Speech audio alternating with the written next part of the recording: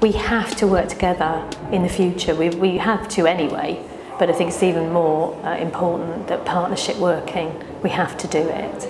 So for example, we've just been talking to the Baltic about how they're working with their front of house staff. So I want to engage with them more. I think we've got loads to learn from each other, and if, you know, everything's an opportunity, and if the cuts mean that we'll start talking to each other more and supporting each other, that's a good thing. I mean, we're one of the biggest organisations, one of the biggest regularly funded organisations in the Southwest.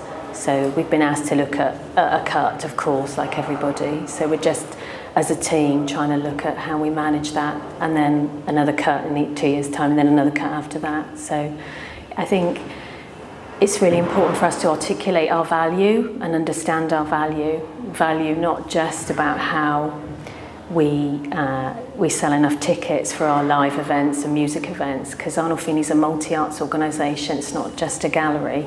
So we have a big auditorium, you know, we're just running a big dance season at the moment, so we need to really analyse the kind of monetary value of what we're doing, but also alongside the other kind of value, you know, what do we mean to our communities. I did my peach placement at Tate and Ives from January to August in 2009. I did spend quite a lot of time on the audience development plan for Tate and Ives. I was able to do that because they do an enormous amount of surveys, so it was easy for me to understand who the audiences were and then analyse that and then put that into a plan for them. So bringing that knowledge here was really important. And when I got here, I realised that Arnolfini does do surveys as well, but they weren't perhaps asking the right questions. So then I applied for some money from Arts Council to do a big piece of audience research, which we got and which we've just completed. In the last 10 years, I've worked in arts and learning in many different places.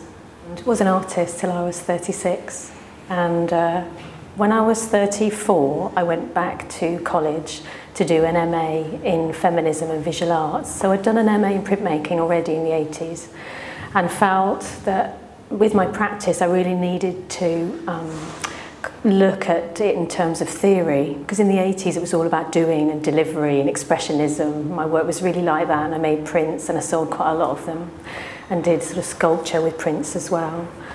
So I chose another MA in Leeds and went to study with Griselda Pollock, and did a large body of work during those 2 years, and then haven't made a piece of work since. I think I got theoried out, so that's a kind of warning. It's kind of a lesson.